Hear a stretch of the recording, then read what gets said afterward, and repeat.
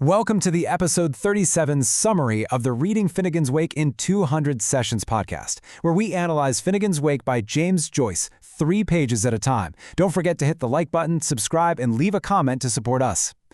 Now let's be honest, James Joyce's Finnegans Wake it's a beast. It's famous for being one of the most difficult books ever written. But you know what? Today, we're not going to treat it like some dusty old textbook. Nope, we're treating it like a crime scene. Okay, so let's jump right in. We're looking at a line from the book that kind of says it all. It describes something as Ulyssean, like Ulysses, tetrachiric, which means four-handed, and quadrimane, which is also four-handed, kind of like an ape. So what on earth does that mean? It means it's a four-handed, ape-like puzzle. If you're feeling perplexed right now, yeah, that's the point. But hang with me. Because what if I told you that hidden inside all this crazy language is actually a really cool little mystery? Seriously. Forget the heavy academic stuff for a minute. Today, you and I, we're putting on our detective hats. We've got a case to solve. Every good detective story has a key piece of evidence, right? Well, ours is a document. A manuscript that's described in the book, and it is really, really strange. Let's open up the case file. So, get this. The document has no punctuation. No periods, no commas, zilch. Joyce calls it an unbrookable script. It just flows on and on and on, with nothing to tell you where to pause or stop. It's just a solid wall of words. So, a document with no ink punctuation. Case closed, right? Just a weird style choice?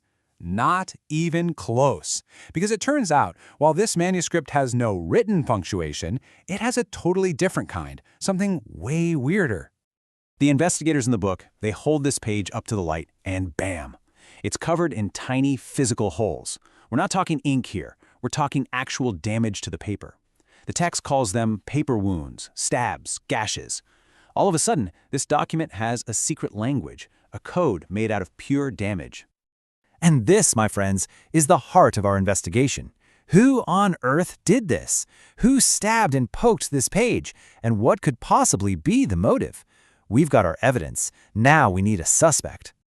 All right, let's start with the most obvious culprit. When you think of analyzing a text, you think of a scholar, right? So suspect number 1 is an intellectual, a grave professor, as the book calls him. So here's the theory. The professor is looking at this endless flowing script, and he just gets completely fed up. Professionally annoyed, you know? So he picks up the closest thing to him, his breakfast fork, and he just starts jabbing the page. He's literally trying to punch a sense of time and order into the chaos of the text. It's a pretty good theory, right? Makes sense. A frustrated academic trying to force logic onto chaos. But just as quickly as it's brought up, the book says the theory was hotly dropped. Turns out, the professor had too much respect for the text to actually attack it like that. So, our prime suspect is cleared. Back to square one. With the professor in the clear, the investigation takes a very strange turn.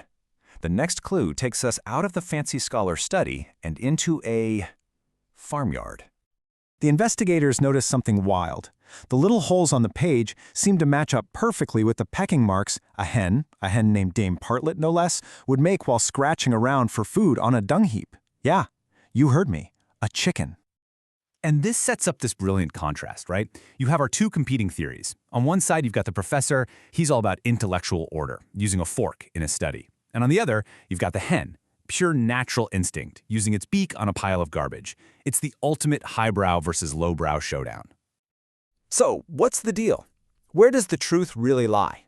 Was it the precise intellectual fork of the professor, or the messy, instinctual pecking of the hen? Who was responsible for these marks? Well, like we said, the case against the professor just didn't stick. His motive made sense, but he just wasn't the type. It wasn't about imposing cold, hard logic. And the hen?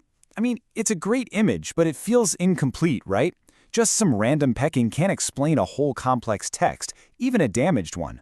There's got to be more to the story. And of course, with James Joyce, the answer is never just one thing or the other. It's almost always both, all mixed up together. The real culprit isn't the professor or the hen, it's a single person who is a combination of both of them. And that figure has a name, Shem the Penman. Shem is Joyce's version of the artist. He's a forger, a scavenger, a note snatcher. He's the kind of guy who digs through the trash, the dung heap of the world, and with the sharp, focused precision of that fork, He turns it all into art. And the book flat out confirms it for us. It says the theory about the professor, the jabberjaw ape, gets thrown out, and his place is taken by Shem. He's the one who combines that high-minded need to create order with the messy, real, grimy world where art actually comes from. And just like that, case closed.